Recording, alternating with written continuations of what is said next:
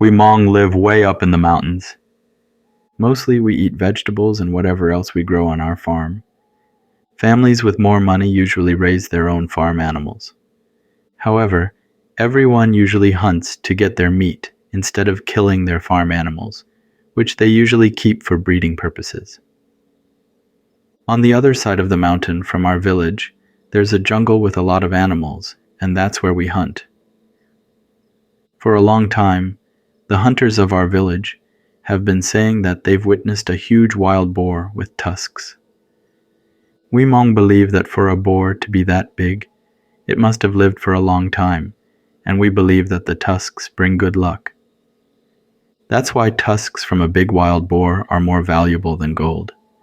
During wartime, soldiers wear wild boar tusks for protection. This wild boar has been pursued many times by hunters. The more hunters that pursue it, the more accidents and deaths occur to the hunters. They usually ended up having some kind of accident or accidentally shot each other dead. I'm a hunter myself, and I've pursued this wild boar before. The traps we set are useless and never catch the boar, only a few other animals. Many of us have shot arrows and bullets at the wild boar, but we couldn't manage to hit it. There are times when you'd pull the trigger and your rifle won't go off.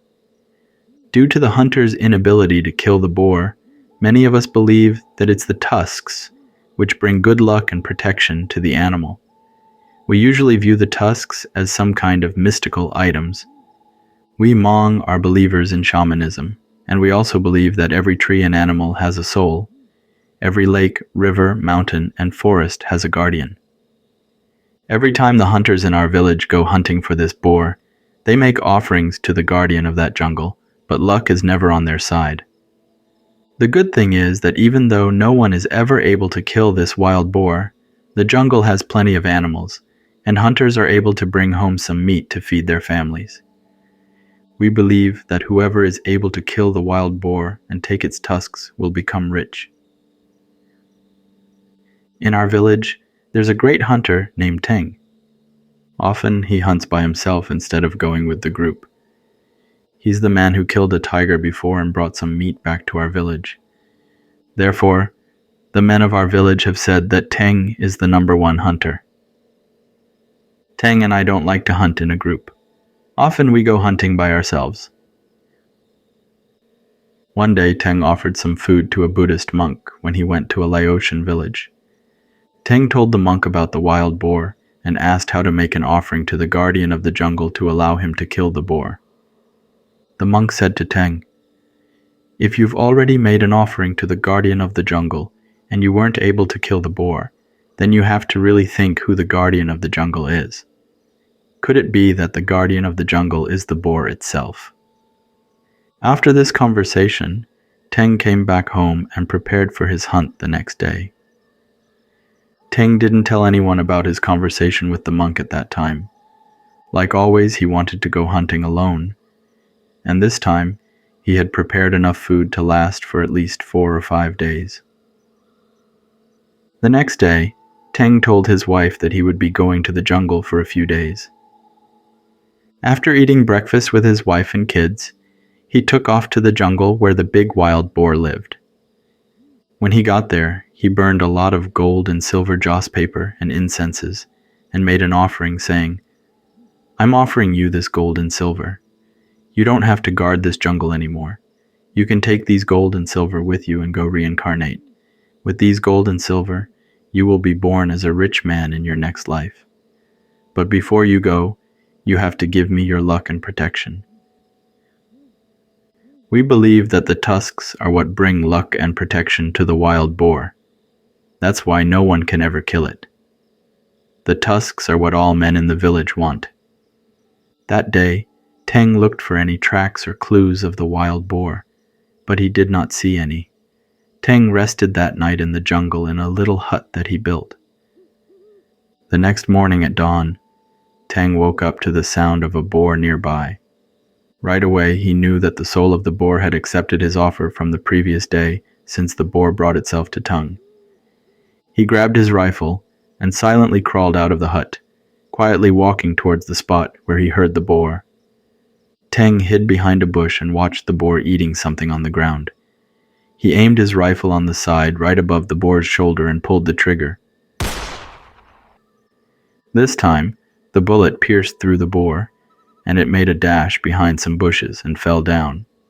The boar started kicking and rolling around until it became motionless. Teng was able to bring some meat home, but he did not let anyone know that he had killed the boar and taken the tusks home with him. After that, the men in our village continued to hunt in the jungle on the other side of the mountain. However, there were no animals. Besides a few birds, nobody was able to bring any significant animal back home to the village to feed their family. Eventually, we started to expand our hunt and ventured into jungles and mountains that were a lot farther away. On occasion, we were able to get a few small wild boars and small deer. Some of the men in the village struggled with the lack of animals. It was like that for a few years. Then one night, I had a dream that someone was knocking on my door. I went and opened it, and it was some people that I've never seen before. These people were dressed very strangely, in outfits made of leaves. They wanted to take someone in the village to be the guardian of the jungle on the other side of the mountain. My dog was sleeping by the fire pit, and he didn't even notice these people. I told them that they could take my dog to be the guardian of the jungle. However, they said that they wanted to take someone that could communicate with humans, and that a dog wouldn't be able to be the guardian of the jungle. I woke up and it was just a dream. But since we believe in shamanism, a dream like this can mean that someone in our village is going to die, since the spirits are there to take one of us with them to be the guardian of the jungle. Since I'm the one who was being told by the spirits in my dream, I was afraid that my family might be affected. Therefore, I consulted a shaman to look into the issue. The shaman did a ritual for protection, and after that, he tied a red string to everyone in my family to prevent the spirits from taking any of us. Shortly after that dream, Teng started to get sick. Initially, he would have bad dreams of him walking along the jungle, and he would wake up feeling exhausted and gasping for air. Teng and his family consulted a shaman in our village, and after the shaman did his ritual, Teng and his family were told that the reason why Teng was sick was that he had taken something from the jungle. Right away, he knew that it was the tusks that he took from the big wild boar that he killed. However, he had already sold the 2 tusks to a rich man in another village. Shortly after, Teng fell ill and passed away in his sleep one night. During his funeral, my cousin had just gotten married in a different village, so I wasn't able to participate in Teng's funeral. When the wedding was over, and I got back to our village, it was already the final day of the funeral. I rested at home for a little bit, and then in the afternoon, I went over to Teng's house to help with the funeral. Right around sunset, we carried Teng out to a designated gravesite far away from the village. When we got there, I helped the men dig a grave. However, one of the men told me to rest, and he would help them dig the grave. They understood that I had just gotten back from my cousin's wedding and was tired. I went and leaned on a tree as I watched the man dig and do a final ritual by the gravesite. I was so tired and also had a hangover from the wedding, so I fell asleep under the tree. After the men dug a grave and buried Teng, they must have left and forgotten that I was sleeping there under the tree.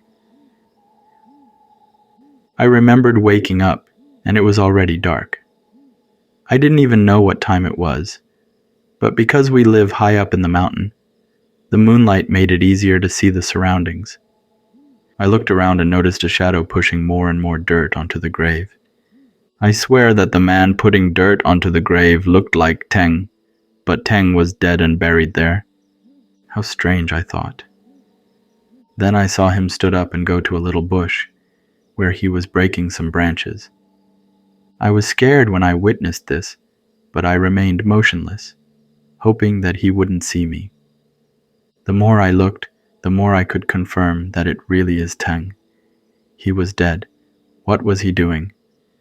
I saw him break 2 little branches off the bush, then he held one in each hand and held them on the side of his head like deer antlers and walked away. Once I no longer heard his footsteps, I got up quickly and ran all the way back home. I wasn't sure what I saw. I did talk to Teng's family if they noticed anything strange when they visited Teng's grave. The family stated that they didn't notice anything different. I refrained from telling the family what I saw because I didn't believe it myself, and I also didn't want the family to feel sad, as they'd already been through enough. A few months after Teng's passing, the hunters in our village were saying that there were more animals in the jungle on the other side of the mountain again.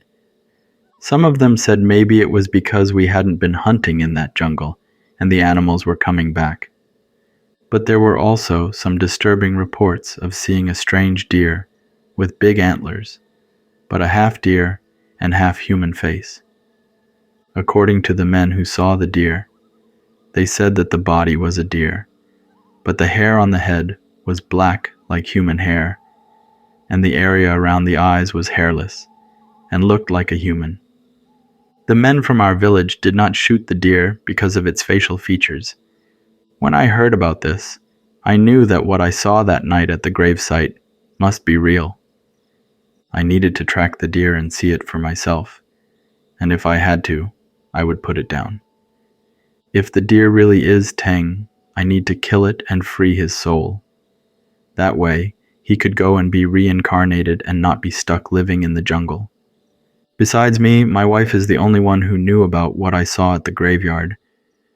I told her that the villagers had been saying that there were more animals again, so I'd be going hunting by myself for a few days. I prepared my things and decided that I would be going to the jungle the next day. The following day, before dawn, I left the village after my wife made me breakfast and packed food for me. The first day when I was there, I didn't see anything strange. I was able to kill a porcupine and a few small animals. I smoked the fresh meat as a way to preserve them since I was planning to stay for a few days.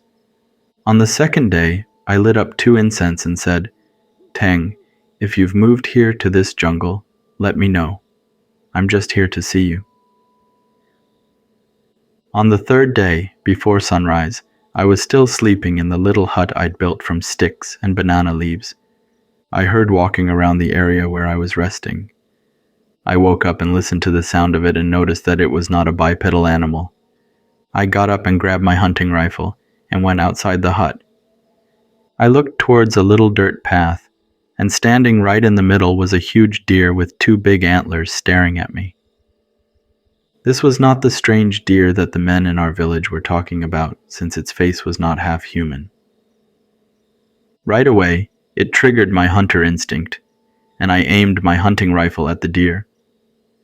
My finger was about to pull the trigger when I realized that what if the deer was Teng, and he had fully morphed into a deer? What if he is the guardian of the jungle? I put my rifle down and just looked at the deer before it slowly walked to the trees and disappeared. After that, I grabbed my stuff and came back home. Many people do not know, but if you ever kill the guardian of the jungle, the animals will move away, and there will be fewer animals in the jungle to feed your family. I believe that the deer I saw was Teng, and since he killed the big boar, the spirits of the forest chose him to be their new guardian. That's all for this video. Thank you for making all the way through and supporting my stories. Have a wonderful day or night.